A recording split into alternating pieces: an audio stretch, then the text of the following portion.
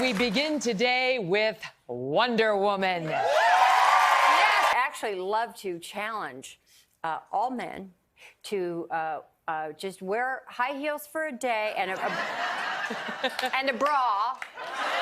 It's been nearly 50 years since a woman in a golden tiara and star-spangled shorts convinced an entire generation of men that a superhero didn't need to be a man. One season set during the war, two more in the modern world. A cast that ranged from future Oscar nominees to forgotten guest stars who carried more pain than any script ever gave them. What happened to the people who built that world is bigger than any of them expected. Let's see where they are in 2026. Lynda Carter as Wonder Woman, Diana Prince. Lynda Jean Cordova Carter was born on July 24, 1951 in Phoenix, Arizona. She was 24 years old when the series began, young enough to be underestimated and exactly old enough to make that a mistake. Television executives did not believe a woman could carry a superhero show.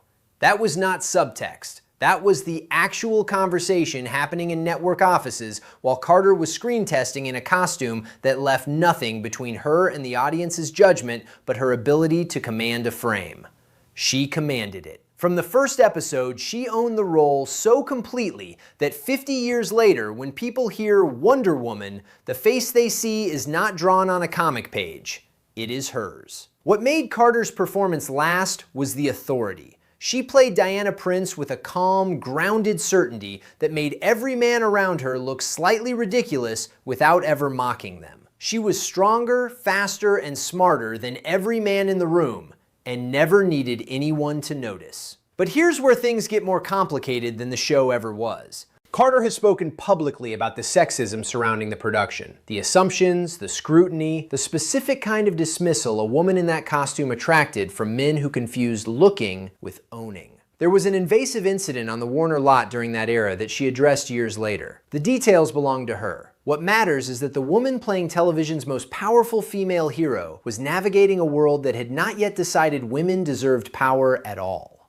She married Ron Samuels, divorced, then married attorney Robert A. Altman. Two children, James and Jessica. They were together over 40 years until Altman died in 2021. 4 decades of marriage, ended not by Hollywood, but by the thing nothing can negotiate with. She returned to the franchise with a cameo as Asteria in Wonder Woman 1984. Not as nostalgia, but as a living bridge between what the character was and what it became. Lynda Carter is 74 years old in 2026. The woman executives once doubted became the one face nobody can separate from Wonder Woman. Deborah Winger as Drusilla, Wonder Girl. Mary Deborah Winger was born on May 16, 1955 in Cleveland Heights, Ohio. She was 20 when she appeared as Drusilla, Diana's younger Amazon sister, in one of the earliest roles of a career nobody on that set could have predicted. Before the Oscar nominations, before Terms of Endearment, before An Officer and a Gentleman, she was standing next to Lynda Carter in an Amazon costume. Most people under 40 have no idea. But here's the detail that changes everything that came after. As a teenager, Winger suffered a severe accident that left her partially paralyzed and temporarily blind for months. She has said it fundamentally altered how she moved through the world, an urgency most actors spend years trying to manufacture. When you watch her early work, knowing what she had already survived, the intensity makes sense. It was not a performance choice, it was a life one. She married Timothy Hutton, later Arliss Howard. 2 children, 3 Academy Award nominations. She walked away from Hollywood more than once, not because she failed, but because she refused to pretend the work was more important than it was. Deborah Winger is 70 years old in 2026. Before she became prestige cinema royalty, she was the forgotten young Amazon standing beside television's biggest heroine. Almost nobody remembers. That is exactly how she would want it. Stella Stevens as Marcia. Estelle Caro Eggleston was born on October 1, 1938 in Yazoo City, Mississippi. She was 37 when she appeared on Wonder Woman, and by then she had already been everything old Hollywood asked a woman to be. The Nutty Professor opposite Jerry Lewis. The Poseidon Adventure climbing through a capsized ocean liner. For men who grew up in the 1960s, Stella Stevens was not a guest star. She was a memory, the kind of screen presence that arrived like weather. You didn't decide to notice her, you just did. She was the mother of actor Andrew Stevens. She had a long relationship with musician Bob Kulick. She kept working across decades in a business that enforced a specific expiration date for women cast for their beauty, and she outlasted every prediction. Stella Stevens died on February 17, 2023 at 84. On Wonder Woman, she was a guest star. In the memory of the men watching this video, she still arrives like a full-blown movie star, because that is exactly what she was. Jane Kennedy as Carolyn Hamilton. Jane Harrison was born on October 27, 1951 in Washington, D.C. She was 24 when she appeared on Wonder Woman, and her real story is so much bigger than one episode of television. Kennedy was one of the first black women to break into network sports broadcasting in America. That sentence reads simply now. In the 1970s, it meant walking into rooms where no one expected you, sitting behind desks where no one wanted you, and performing at a level so undeniable that the people who built those barriers had to pretend they never existed. For men who remember her from NFL Today or from magazine covers that had never featured a black woman before, Kennedy was not just famous, she was a first. And firsts pay a price that seconds never have to understand. She married Leon Isaac Kennedy, later Bill Overton. 4 children, careers in television, hosting, advocacy, and publishing. Jane Kennedy is 74 years old in 2026. She only passed through Wonder Woman's world, but her real story was becoming a television pioneer far beyond anything that show ever attempted. Eve Plum as Elena. Eve Aline Plum was born on April 29, 1958 in Burbank, California. She was 17 when she appeared on Wonder Woman, and every single person watching already knew who she was. Jan Brady. That was the problem and the gift simultaneously. After the Brady Bunch, Plum deliberately took roles that had nothing to do with the sunny middle sister, including a teenage prostitute in Dawn, Portrait of a Teenage Runaway. Critics praised her. The industry punished her for being brave and rewarded her for being familiar. She married Ken Pace in 1995. She became a painter and built a housewares line. She skipped several Brady reunions, not from bitterness, but from a quiet refusal to be only one thing. Eve Plum is 67 years old in 2026. Viewers still see Jan Brady the second she appears, and that recognition is the thing she has spent her entire adult life trying to outrun. Linda Day George as Fausta Graybles. Linda Louise Day was born on December 11, 1944 in San Marcos, Texas. She was 30 when she appeared as Fausta Graybles, a glamorous Nazi agent and one of the few female antagonists who could stand across from Linda Carter and not disappear. She already had serious credibility from Mission Impossible. What made her Wonder Woman appearance work was contrast, calculating where Diana was compassionate, cold where Diana was warm. But here's where the real story becomes the harder one. Linda Day George was widowed twice. Her husband, actor Christopher George, died in 1983. Her second husband, Doug Cronin, died in 2010. 2 marriages, 2 losses. The kind of grief that accumulates weight rather than releasing it. She largely retired from acting. In later interviews, she expressed interest in returning, not to Wonder Woman specifically, but to work itself. The desire to perform again, after everything, says something about what the craft meant beyond recognition. Linda Day George is 81 years old in 2026. On screen, she played the rival Amazon Ideal. Off screen, her story became one of classic television's quietest survival stories.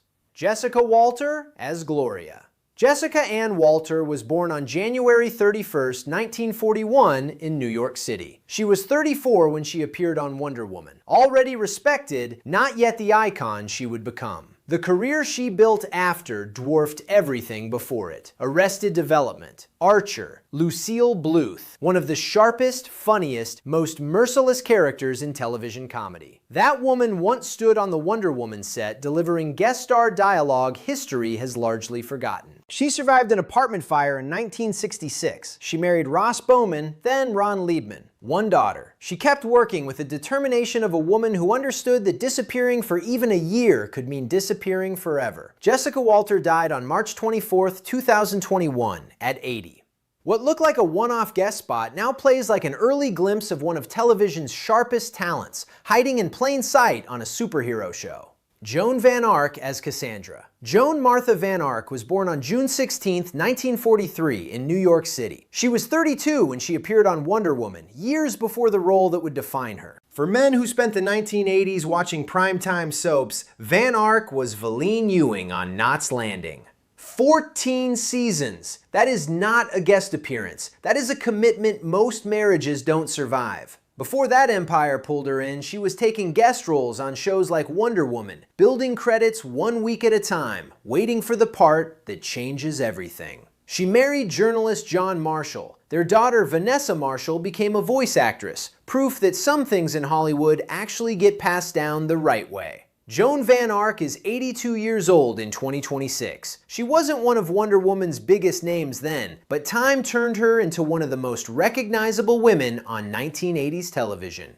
Cloris Leachman as Queen Hippolyta. Cloris Leachman was born on April 30th, 1926 in Des Moines, Iowa. She was 49 when she appeared in the Wonder Woman pilot as Queen Hippolyta, Diana's mother, ruler of the Amazons, and the single casting decision that told executives this show was not a joke. You don't hire an Oscar winner for a superhero pilot unless you need the audience to take it seriously. Leachman gave Hippolyta gravity and maternal authority in a single performance. Then the series recast the role. That is television. Borrow the prestige, then move on. But here is the part that matters more. Her son Brian died in 1986. That fact sits in the middle of a career so vast, 8 Emmys, an Academy Award, decades of work, that it can be overlooked. It should not be. She kept working after that loss, with the kind of relentlessness people mistake for resilience, but is sometimes closer to necessity. Cloris Leachman died on January 27, 2021 at 94. Stroke was the underlying cause, with COVID-19 contributing. For one pilot episode, Wonder Woman borrowed an Oscar winner, and that alone told the world this show meant business. Melanie Chardoff as Nadia. Melanie Barbara Chardoff was born on December 15, 1948 in New Haven, Connecticut. She was 26 when she appeared on Wonder Woman, a guest face in a cast of bigger names. What came after was everywhere. Fridays on ABC, Parker Lewis Can't Lose, and then Rugrats, where she became Dee Dee Pickles for an entire generation of children who never knew her face but knew her voice as well as they knew their own mothers. That is a specific kind of fame. You are everywhere and nowhere simultaneously. She married psychologist Stan Friedman in 2013. Melanie Chardoff is 77 years old in 2026. At the time, she was just another guest face. Later, audiences would know her voice almost everywhere, without ever realizing they had seen her in Wonder Woman's world decades earlier. Robert Loggia as Hans Eichler. Salvatore Loggia was born on January 3, 1930 in Staten Island, New York. He was 45 when he appeared on Wonder Woman, one more villain in a show that needed dangerous men to make its heroine look stronger. Robert Loggia is one of those faces that triggers instant recognition without always triggering a name.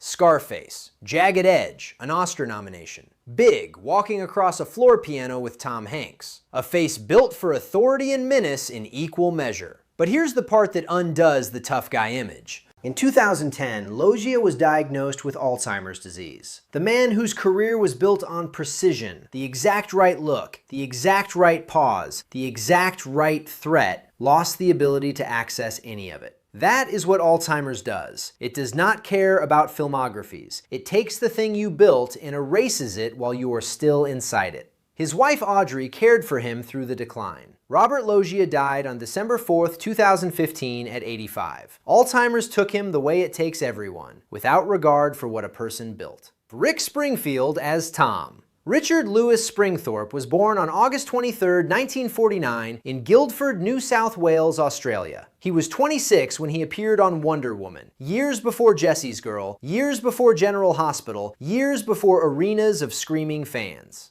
The man on that set is not yet Rick Springfield. He is an Australian actor taking guest roles, because that is what you do when nobody knows your name. Within a few years, everything would change, but on that set, the future hadn't arrived. And here is the part most people never hear. Springfield has spoken openly about depression that followed him his entire life, including a suicide attempt as a teenager. The man behind the pop smile and the Grammy Award carried something fame did not fix, and screaming audiences could not reach. He wrote about it, he talked about it publicly. That takes the kind of courage where you let people see the thing you were taught to hide. He married Barbara Porter, 2 sons, He still tours. He still talks about the darkness when people ask. Rick Springfield is 76 years old in 2026. He arrived on Wonder Woman before fame found him, which is exactly why his appearance feels like a hidden time capsule from a life that had not yet begun. Lyle Waggoner as Steve Trevor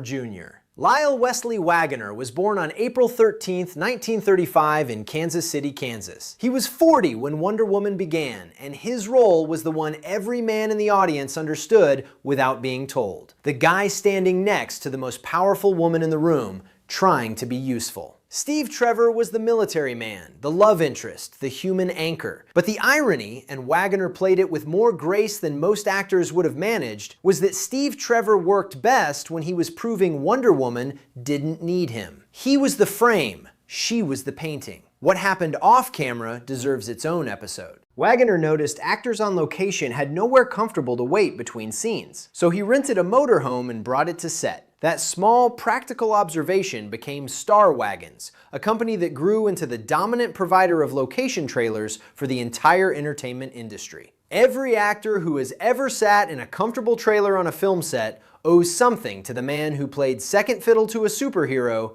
and used that time to watch how the business actually worked. He married Sharon Kennedy, 2 sons. He became a sculptor in his later years. Lyle Waggoner died on March 17, 2020 at 84. Cancer after a long illness. He signed on for a superhero series and quietly turned it into the business move that outlasted everything else in his career.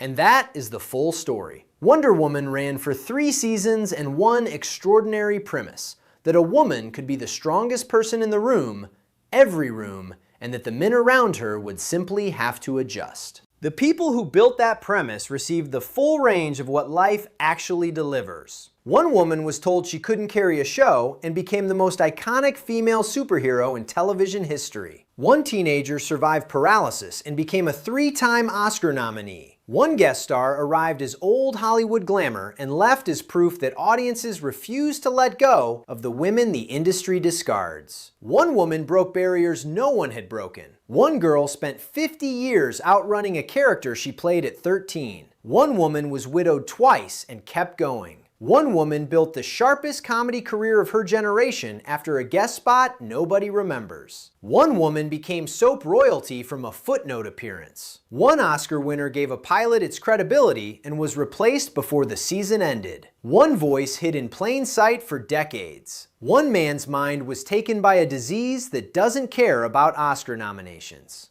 One pop star carried depression behind a smile the whole world believed. And one man, the one standing next to Wonder Woman, noticed actors needed somewhere to sit and built an empire. The show said a woman could save the world. She did. But nobody saved the people who helped her do it. They saved themselves. Or they didn't. And that is the part no show ever writes.